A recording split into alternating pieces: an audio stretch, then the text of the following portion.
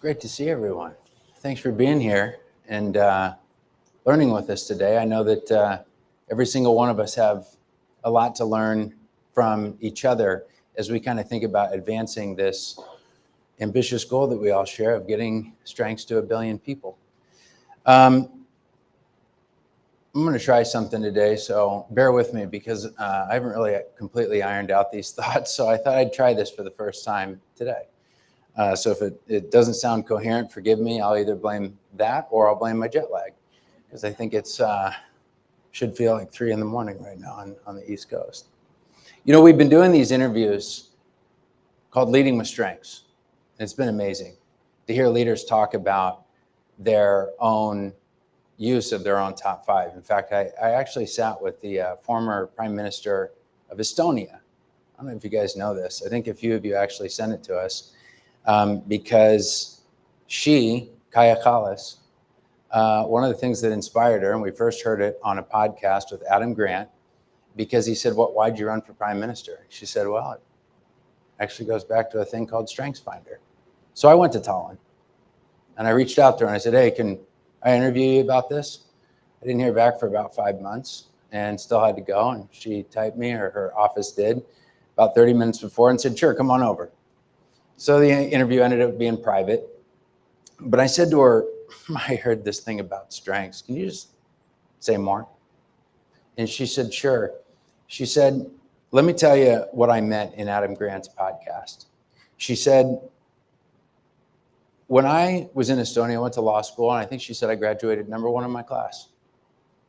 And she said, but I didn't feel like I was done. So I went to the top law firm here in Estonia, and she said, I made partner faster than anyone in the history of this top law firm in all of Estonia. And she said, I had done all of that and I felt totally incomplete. And I didn't know what to do. Can you imagine having that much success and feeling totally empty? So she goes, I called my brother. She said to my brother, she goes, what should I do? And he said, read this book for me. And he sent her Now Discover Your Strengths. With God as my witness, she goes, and you know there's a code in the back.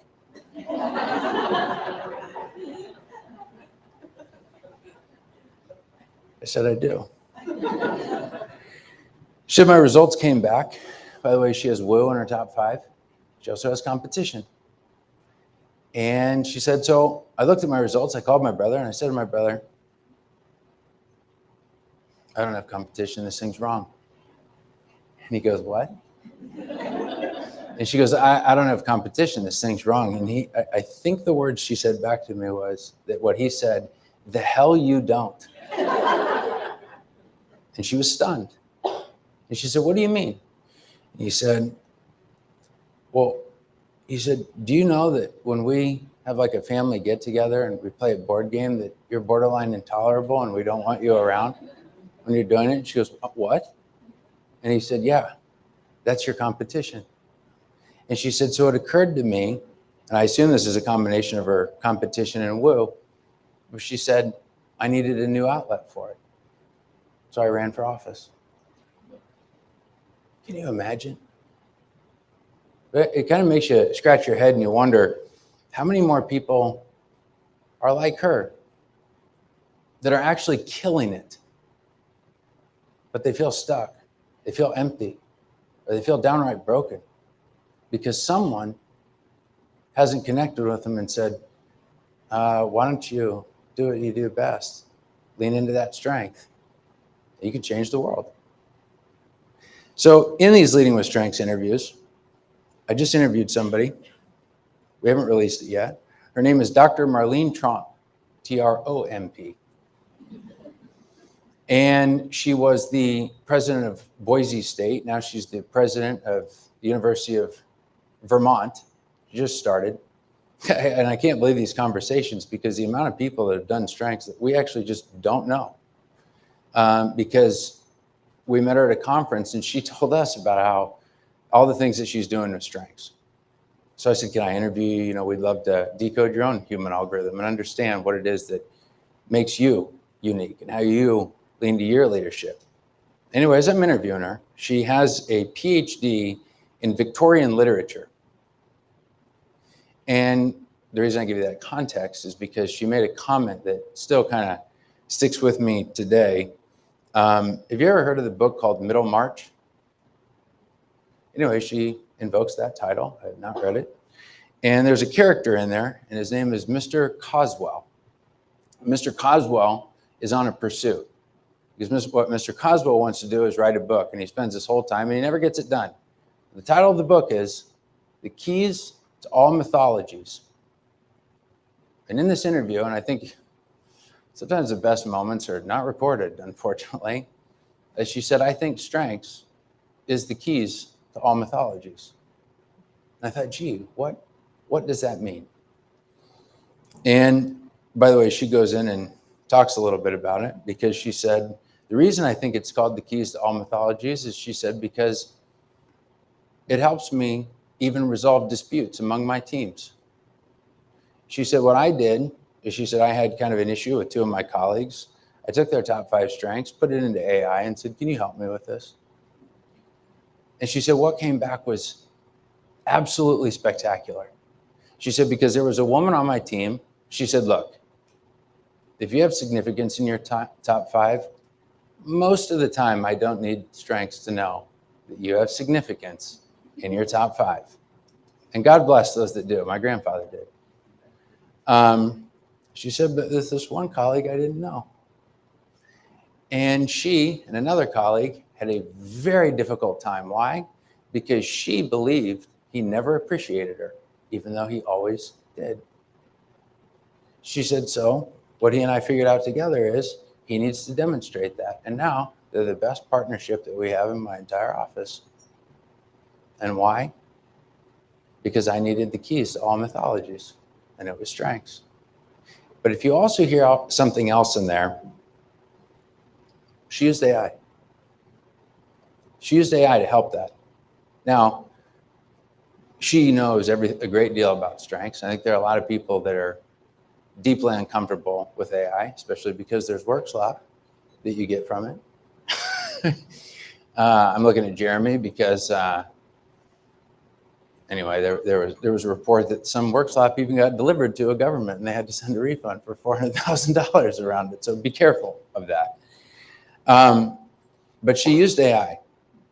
And I think we have a really unique opportunity to lean into AI to help further boost our own coaching and advice. And I think what we affectionately refer to as strengths engineering, sort of like prompt engineering, because now that we've done such a solid job of coaching individuals, we need to be thinking about how do we, sort of like Iron Man with Jarvis, use AI to boost our own abilities to coach, to no longer just grow one person at a time, but help to build and engineer strengths-based teams, organizations, and societies. Because if we do that, we'll help uncover and hopefully deeply expand strengths just like that happened with Chaya Kallis. But now there's a problem. You guys probably don't need me to say this, but I think every CEO in the world, probably because of their boards, are obsessed with figuring out how do you get more work product at a higher quality at a lower price. And every business school goes, if you're ever faced with those 3 things, pick 2, because you can't have all 3. For whatever reason, every CEO goes, no, I'm going to just try to find all 3 anyway, because the board is demanding it so. Well, then there was a great promise, because suddenly AI hits the scene. Everyone goes, my goodness, there it is. I can have all 3 just with AI.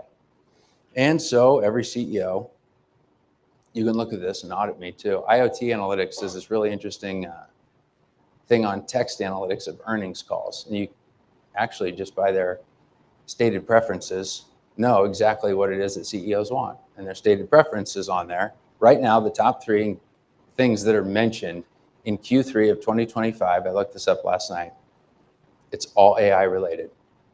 That's all they're talking about.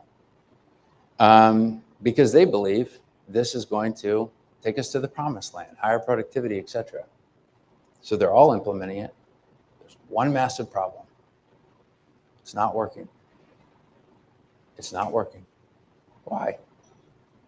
There was one study where it was actually MIT, and MIT looked at a bunch of companies here in the United States, 300 of them, aggregated how much they spent on AI, and they found that it was between 30 to 40 billion, and found that 95% of those companies had a zero return on their investments in AI.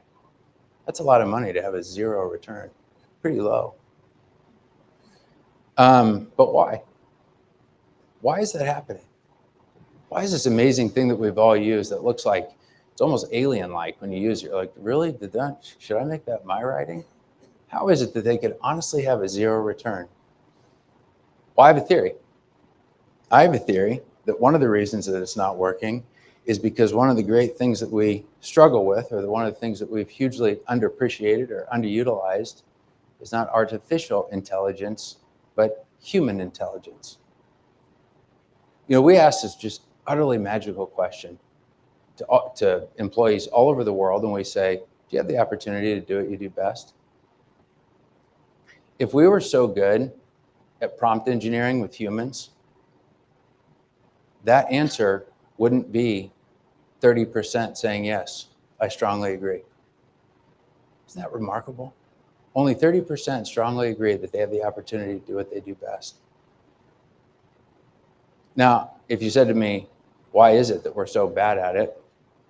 And why does it present itself in such a unique way with AI? I think it comes down to one very human thing. We're not really good at giving instructions. And through natural language, that's all we're doing, is giving instructions. And the instructions that we give aren't done very well. In fact, we ask about how people are with giving instructions to human intelligence because we also ask employees, do you know what's expected of you at work? You know what percent say that they fully know what they're supposed to do every single day when they come into the office? You can really horrify CEOs with just this question, by the way. If you say to them, what percent of your colleagues do you think know what they're supposed to be doing every single day? 50%. Half. If you really want to give yourself a challenge, ask whatever AI platform that you use and say, be absolutely ruthless, and I mean brutally honest. How good am I at prompting you? Humans might not be so honest. And again, even we know AI is geared in a way so that it's going to give you a favorable response. So you got to go, don't tell me that I'm in the 99.9% whatever. I want you to be brutally honest. And you'll get feedback that even we all, especially me, need improvements in terms of our instructions. But if there have been made by those 300 companies alone investments of 30 to 40 billion dollars and the return is zero, they should not be surprised. Because how many billions of dollars have we invested not in artificial intelligence, but human intelligence? And what return have we seen with respect to that? I'm sure many of you are familiar with this, but if you just fixed those two items, do what you do best and know what's expected of you, we would see a $9 billion increase around the world in terms of productivity. In fact, we're working on another project that this is kind of in Gallup Labs, and we've been opening the doors to Gallup Labs a little bit more. So forgive me if what I tell you somehow has some edits in the future, but this is what we're doing. We were inspired because there was a book about a company and a CEO. He was obsessed with one thing. He wanted to know, how is it that you can predict the GDP of countries? And he had a methodology. Anyway, one of his quants came back and said to him, actually, I think we can predict with 60% accuracy just with one variable, hours worked. And apparently the CEO goes, no, I don't want it done that way. And they just discarded it. And I thought, oh my gosh, we could do something here. So through the Gallup World Poll, we're in 140 countries every single year.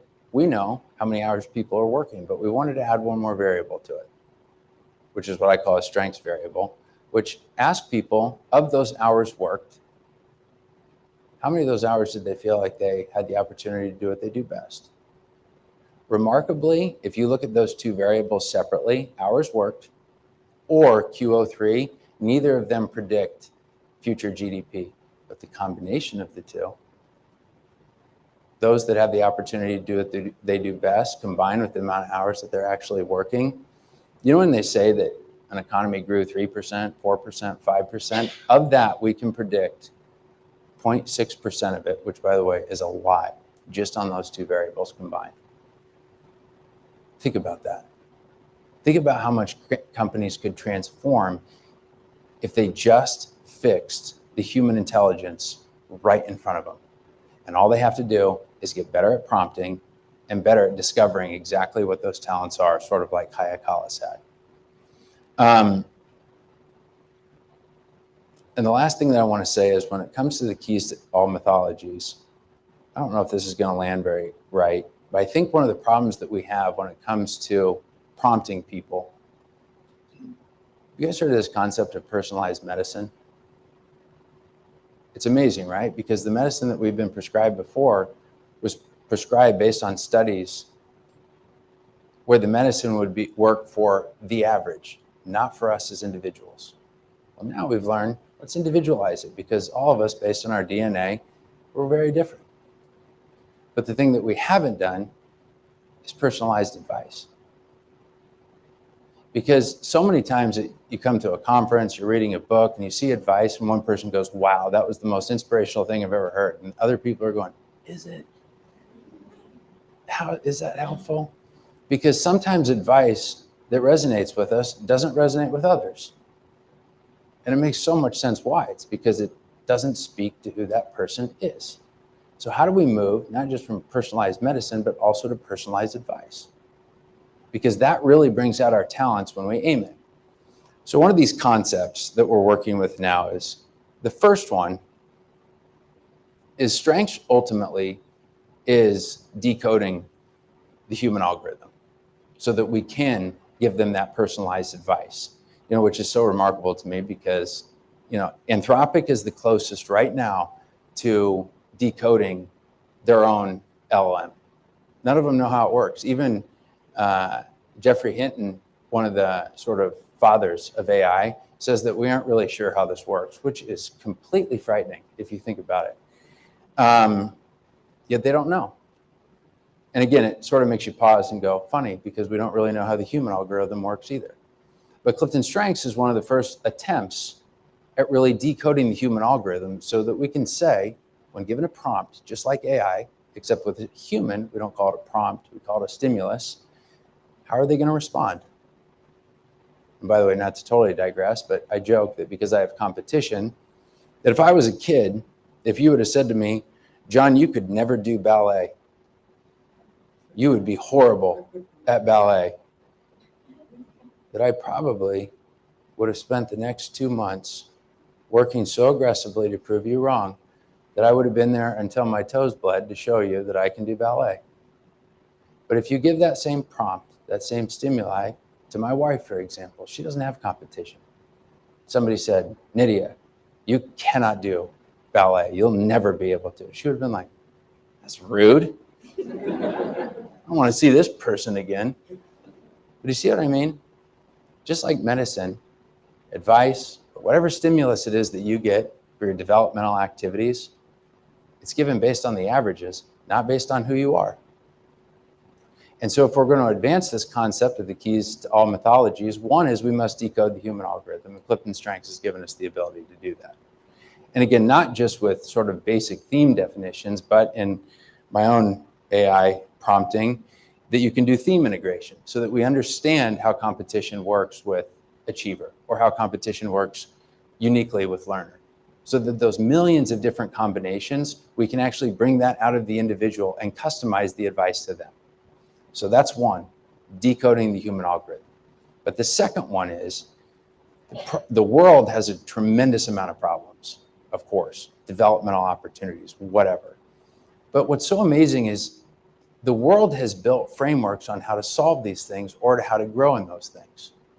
I'll just give you one that I kind of love. If we talked about law school earlier, I too went as well through that hell.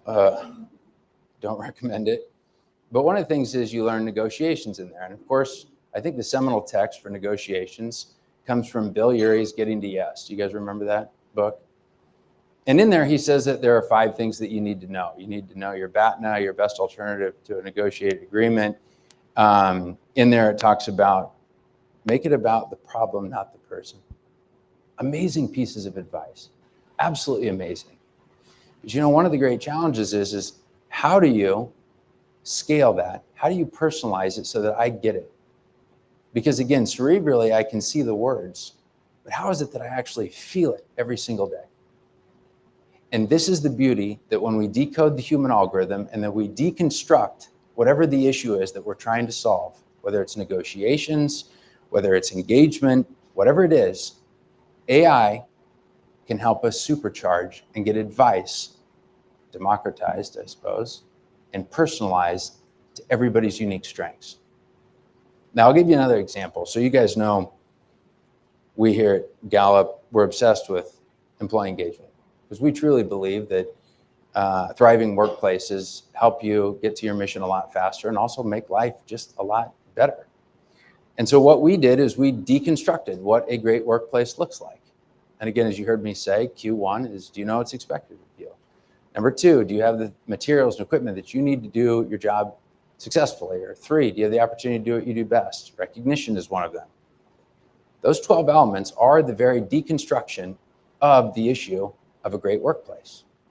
And so what AI allows us to do now is we take sort of this human algorithm that we can decode, look to the deconstruction of this very problem of engagement or opportunity, and then put them together because of AI and give personalized recommendations to every single person so that they can help advance those issues much more quickly. And I'll give you an example. Q1, know what's expected of you. How would you advise somebody with competition number 1 on helping advance what's expected of their team?